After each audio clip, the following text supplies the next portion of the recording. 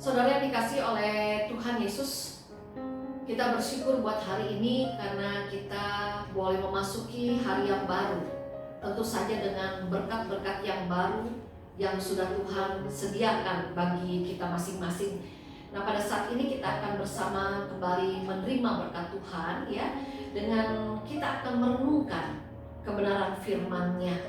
Hari ini saya akan membacakan firman Tuhan dari kitab 1 Korintus pasalnya yang ketiga, ayat yang ke-6 sampai dengan ayatnya yang ke-9. Yang demikian firman Tuhan. Aku menanam, Apolos menyiram, tetapi Allah yang memberi pertumbuhan. Karena itu, yang penting bukanlah yang menanam atau menyiram, melainkan Allah yang memberi pertumbuhan. Baik yang menanam ataupun yang menyiram adalah sama, dan masing-masing akan menerima upahnya sendiri sesuai dengan pekerjaannya. Karena kami adalah kawan sekerja Allah, kamu adalah ladang Allah, bangunan Allah. Saudaraku, dalam sejarah gereja tercatat beberapa peristiwa besar yang terkait dengan peristiwa perpecahan gereja. Di antaranya perpecahan antara gereja Protestan dan Katolik. Lalu juga ada perpecahan antara gereja Katolik Barat pada sejarah reformasi dengan gereja Katolik yang berasal dari Ortodok Timur. Bahkan sampai saat ini pun kita juga masih seringkali harus mendengar adanya perpecahan dalam sebuah gereja. Nah, kalau kita perhatikan, mengapa gereja bisa terpecah-pecah? Karena adanya perbedaan teologi, perbedaan dogma, perbedaan geografis, mungkin juga karena perbedaan cara pandang politik di antara para pemimpinnya. Dan ada juga perpecahan gereja yang disebabkan karena adanya ketidakharmonisan antara pemimpin gereja tersebut. Pun kalau kita lihat dalam sejarah gereja di Korintus, seperti yang kita saksikan dalam firman Tuhan pada hari ini, pernah terjadi perpecahan dalam gereja.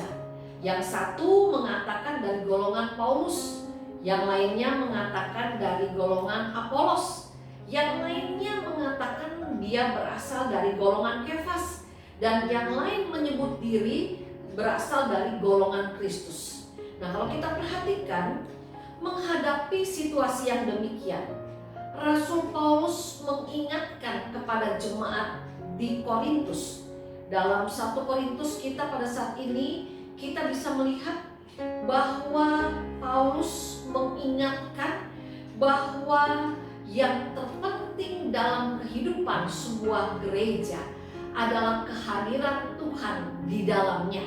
Nah, saudara, pada saat ini kita disapa oleh firman-Nya. Kita diingatkan oleh kebenaran firman-Nya bahwa gereja tidak akan terpecah belah. Tidak akan ada golongan A, B, dan C dalam sebuah gereja jika Tuhan Yesus yang sungguh menjadi kepala gereja itu.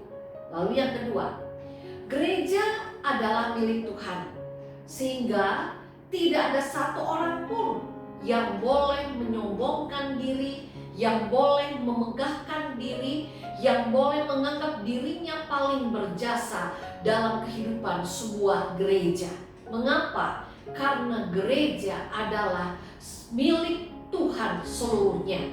Lalu kalau kita lihat dalam bacaan 1 Korintus 3 pada saat ini, kita juga diingatkan yang ketiga, bahwa tidak akan ada perpecahan dalam gereja jika gereja tersebut sungguh-sungguh melekat kepada Tuhan Yesus, Sang Kepala Gereja. Bukan pada sosok tertentu, bukan pada tokoh tertentu, pada pemimpin gereja tersebut. Lalu yang keempat, kita pada saat ini diingatkan juga tugas masing-masing kita sebagai anggota tubuhnya adalah bergiat melakukan tugas kita masing-masing.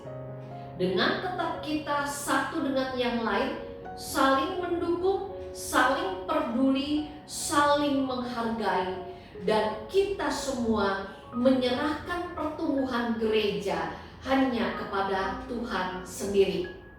Saudaraku, sebagai anggota gerejanya, semogalah gereja kita tetap dapat menjadi gerejanya yang menyenangkan hatinya. Dengan kita mau membiarkan Tuhan Yesus sebagai kepala gereja kita yang terus-menerus mengikat, menyatukan kita semua dengan ikatan cinta kasih-Nya. Dan biarlah melalui kita sebagai gerejanya, melalui kehidupan gereja kita GKI Kosambi Baru, biarlah nama Allah sendiri yang juga dapat semakin dimuliakan. Marilah saudara, dalam kehidupan kita sebagai gerejanya, marilah kita menjadi gereja yang dapat menyaksikan cinta kasih Tuhan, yang dapat menyaksikan karya keselamatan yang Allah lakukan bagi dunia ini. Biarlah Tuhan yang memberkati saudara di dalam kehidupan saudara masing-masing sebagai gerejanya. Amin. Kita berdoa. Bapa yang ada di surga, Tuhan yang tolong kami, agar kami sebagai gereja-Mu, kami tetap mau tunduk dan menghormati Tuhan. Berkati kami juga dalam kehidupan kami sebagai anggota jemaat dalam sebuah organisasi gereja. Mampukan gereja kami untuk terus menyaksikan karya cinta kasih Tuhan bagi dunia ini. Dan di dalam nama Tuhan Yesus Kristus, Sang Kepala Gereja kami berdoa. Amin.